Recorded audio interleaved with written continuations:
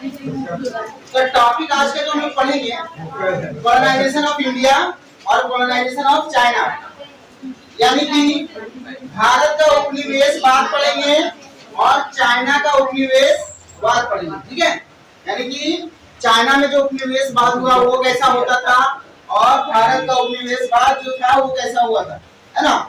तो as we know that, जैसा कि हम लोग जानते हैं कि हमारे हिंदुस्तान जो थे वो जैसे ही मुगलों का पतन हुआ, ठीक है, मुगल एम्पायर जैसे ही हिंदुस्तान में खत्म हुआ, भारत में खत्म हुआ, मुगल साम्राज्य के बारे में जानते हैं नहीं आप लोग?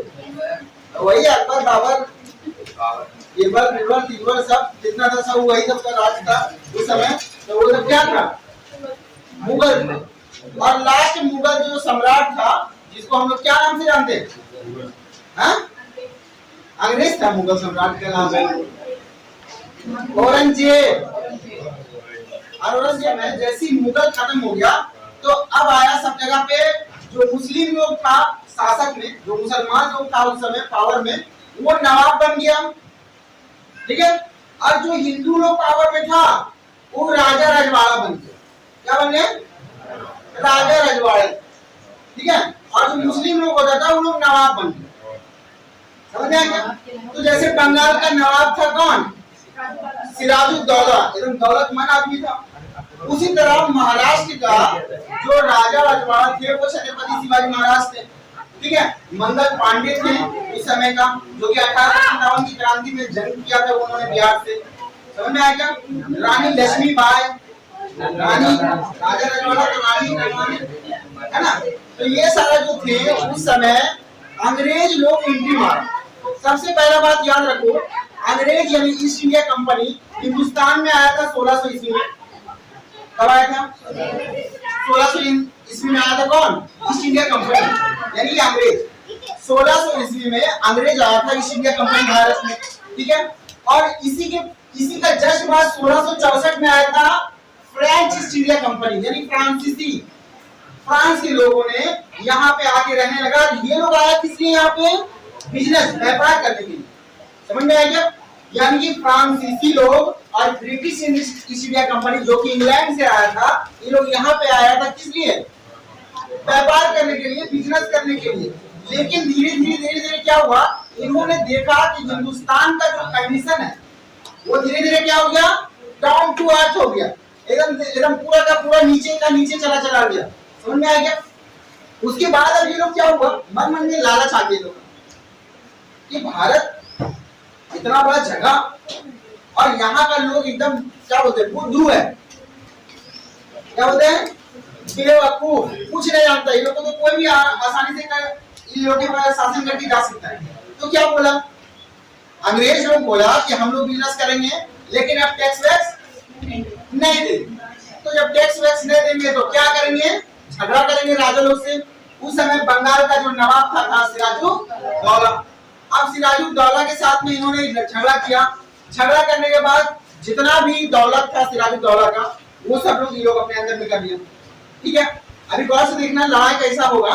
उपनिवेशवाद होगा ना भारत में, वो किस तरह से कॉलोनाइजेशन हो रहा है। देखो एक दूसरे के ऊपर में किस तरह से एक दूसरे को हटा रहा है, वो ध्यान देंगे। हाँ, देखना सबसे पहला बात तो ये था कि अब यहाँ पे अंग्रेज लोग यानी ईस्ट इंडिया कंपनी लोग जैसे बंगाल पे आया, बंगाल में आने के बाद जब प्लासी का जो हुआ युद्ध कब हुआ था?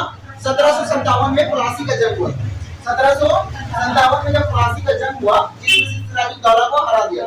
ठीक है, सिराजुद्दौला इसमें बुरी तरह से हारा और उसका सारा दौलत अंग्रेजों ने अपने कब्जे में कर लिया। अब अंग्रेजों ने दिमाग लगाया कि अब हम लोगों के पास इतना पैसा है तो अब हम लोग इंग्लैंड से पैसा लाएंगे नहीं पूंजी के लिए। अब यहाँ का जो राजा लोग है वही लोग का पैसा को अपना पूंजी बना लेंगे और उसी पैसा से हम लोग आयात निर्यात करेंगे, एक्सपोर्ट इंपोर्ट करेंगे। यानी कि यहाँ पे कच्चा माल खरीदेंगे, बनाएंगे और यहाँ पे बेचेंगे। उस समय इसका जो क्या बोल सकते हैं एरिया था, अफ्रीका था, चाइना था, जापान था, ये सब जगह में इंडिया से क्या करता था? एक्सपोर्ट करता था। कोई भी चीज बना के अपने लोग वो लोग को सेल करता था, बेचता था। तो इसके लिए फर्स्ट टाइम में वो लोग तो पूंजी लेके आया था, अपना घर से पैसा लाया था ना बिजनेस करने के लिए। लेकिन जैसे राजा को लूट लिया तो पैसा तो बहुत सारा हो गया। अब बोला हम लोग इंग्लैंड से पैसा नहीं लाएंगे, बल्कि अब इंग्लैंड में हम लोग पैसा भेजेंगे। और इसी तरह से उन्होंने क्या किया, एक रेल का जाल बिछाया। समझ में आ गया? रेल का क्या बिछाया? रेल का जाल बिछाया। और रेल का जाल बिछाने के बाद क्या किया, यहाँ का जितना राजा का पैसा था वो लोग धीरे धीरे उस डब्बा में इंग्लैंड भेजना शुरू कर दिया। यानी कि आमतौर पे बोल सकते हैं कि सोने के चिड़िया कहे जाने वाले देश भारत को उन्होंने इस तरीके से लूटा कि लोगों को एक तरफ अच्छाई दिखाया और दूसरा तरफ इसका उन्होंने फायदा उठाया। समझ में आया क्या? तो अब क्या किया, फ्रांसीसी लोगों बोला अंग्रेज को, देखिए सारा दौलत आपका नहीं हो सकता, यहाँ का कुछ पैसा मेरा भी रहेगा, क्योंकि हम लोग भी बहुत दिनों से मेहनत कर रहे हैं यहाँ। तो अंग्रेज लोग बोला कि अच्छा ऐसा बात है, भीड़ लो में से लड़ो, जिसके अंदर जितना ताकत होगा उसी का राज होगा। अब क्या हुआ, कोलोनाइजेशन के लिए अंग्रेज और फ्रांसीसी लोग आपस में लड़ाई किया। कब? 1763 में। लो, बक्सर का जंग होने से एक साल पहले। समझ में आ गया? बक्सर का जंग हुआ 1764 में नवाब के साथ में, लेकिन 1763 में फ्रेंच ईस्ट इंडिया कंपनी और ब्रिटिश ईस्ट इंडिया कंपनी दोनों आमने सामने भिड़ गए। ठीक है? अब यहाँ से ब्रिटिश ईस्ट इंडिया कंपनी क्या किया, फ्रेंच ईस्ट इंडिया कंपनी को पूरी तरह से हरा दिया, यानी कि उसको पराजित कर दिया, पूरा हरा दिया, डिस्ट्रॉय। किसको? फ्रांसीसी को, फ्रेंच ईस्ट इंडिया कंपनी को पूरी तरह से हरा दिया, ब्रिटिश ईस्ट इंडिया कंपनी। अब फ्रांसीसी लोग को भारत छोड़कर जाना पड़ा। तो अब यहाँ पे अंग्रेज तो चाह ही रहा था, ब्रिटिश ईस्ट इंडिया कंपनी चाह ही रहा था कि हम किसी तरह से भारत पे मेरा ही कब्जा हो और मेरा शासन चले, हर जगह पे लोग मेरा ही नाम ले और मेरा ही बात को माने लोग। ये कौन कह रहा था? British east India company. अब ब्रिटिश ईस्ट इंडिया कंपनी क्या किया, जो नवाब था फ्रांस को हटा दिया, फ्रांसीसी को क्या किया, हटा दिया। हालांकि देखो फ्रांस भी उस समय अपने आप को बहुत पावरफुल कंट्री में था, ठीक है, उस समय वो जापान में भी उसका कुछ ना कुछ शेयर था, चाइना में भी था, अमेरिका में भी था, अफ्रीका में भी था, यानी कि फ्रांसीसी उस समय भी बहुत ज्यादा पावरफुल में था। तो अंग्रेज के पास बहुत टैलेंट था। अब वो बक्सर का जंग किया 1764 में। 1764 में क्या किया वो,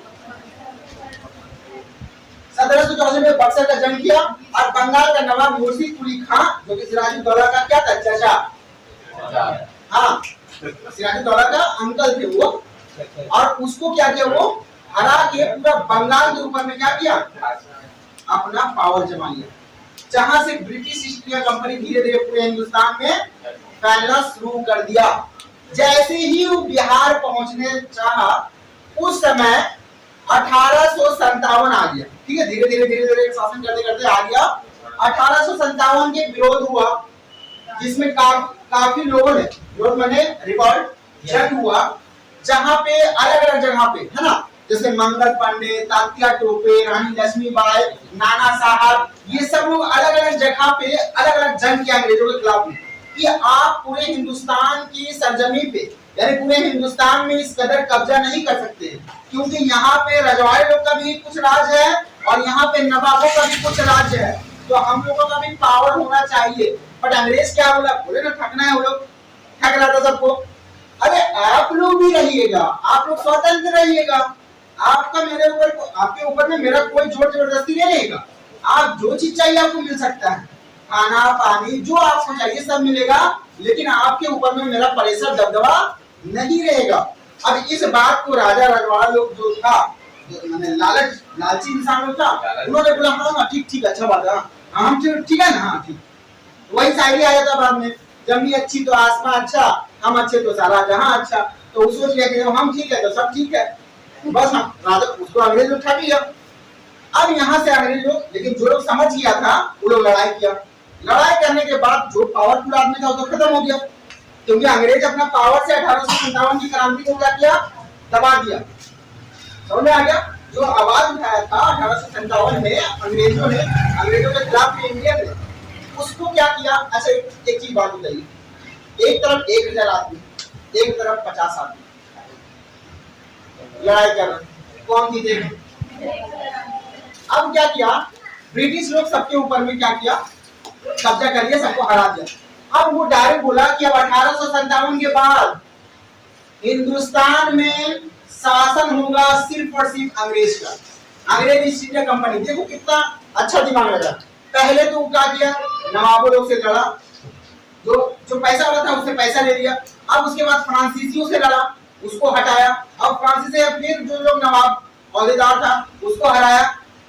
अब डायरेक्ट जो लोग पावर में था उन लोगों के साथ फाइट करके हरा के अब डायरेक्ट बोल दिया अब तो हिंदुस्तान में कोई भी हमसे नहीं लड़ सकता। और जो तलवार चाटने वाला नवाब लोग था वो लोग उसका तलवार चाट रहा था, ठीक है, अंग्रेजों का, क्योंकि उसको तो क्या मालूम था कि हम अच्छा तो सब अच्छा। बस उसको अंग्रेज लोग बोल दिया कि लो तुम खा, जैसे तोता मिर्चा नहीं दे देते ऐसे कुछ हो जाता। अब बोलते रहता मीठू मीठू। बस उसी तरह से कुछ नवाब लोग और कुछ राजा रजवाड़ा लोग था। नाम का रजवाड़ा था, कोई काम का नहीं था। समझ में आ गया? नाम का नवाब था लेकिन कोई काम का नहीं था, क्योंकि वो अभी भी अंग्रेजों का तलवार चाट रहा था। बल्कि अलग बात है कि उसका नाम लिया जा रहा, वो तो आपका भी नाम अगर कोई मैच पे ले ले तो बाप रे, ठीक है। तो उस समय भी वो राजा लोग का जो काम था यही था, उसका काम खाली था कि आइए आप गेस्ट बन के खाली सबको देख लीजिएगा, ठीक है। ये काम था किसका? तो राजा रजवाड़े लोग का। लेकिन पूरा पावर अंग्रेज लोग अपने अंदर में कर लिया। बोला अब देश का जो भी रूल होगा वो सिर्फ अंग्रेज लोग बनाएगा, भारतीयों को इसमें शामिल नहीं किया जाएगा। देखो कितना कड़ा बात था।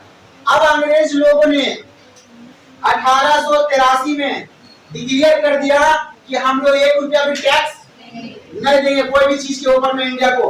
अब अगर कोई टैक्स देगा तो ब्रिटिश ईस्ट इंडिया कंपनी का खजाने में जाएगा। ना उल्टा ये तो न्यूटन था जो काम करके यहाँ पे देखो, पहले आया तो नवाब लोग 15% लगेगा। अब यहाँ पे अंग्रेज लोग बोलने लगा कि अब हम लोग टैक्स नहीं देंगे, अब टैक्स लेंगे। Every action there is equal and opposite reaction.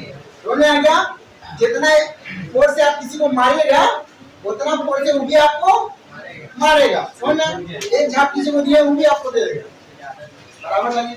ये न्यूटन का जो है तो कहने का मतलब ये था अंग्रेज लोग वो कर दिखाया तो यहाँ के नवाब लोग सोचा भी नहीं कि ये द्वारा हम लोग से टैक्स लेगा और हम लोग के लिए नवाबी करेगा।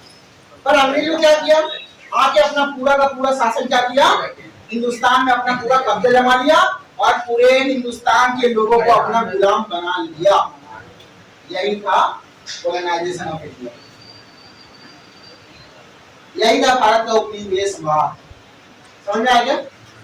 तो मुगल के पतन के बाद जितना भी वारदात, जितना भी घटनाएं हुई, वो घटना के बाद किस तरह से ब्रिटिश ने भारत पे अपना कब्जा कर लिया, ये सारा डेटा को लिख लीजिए।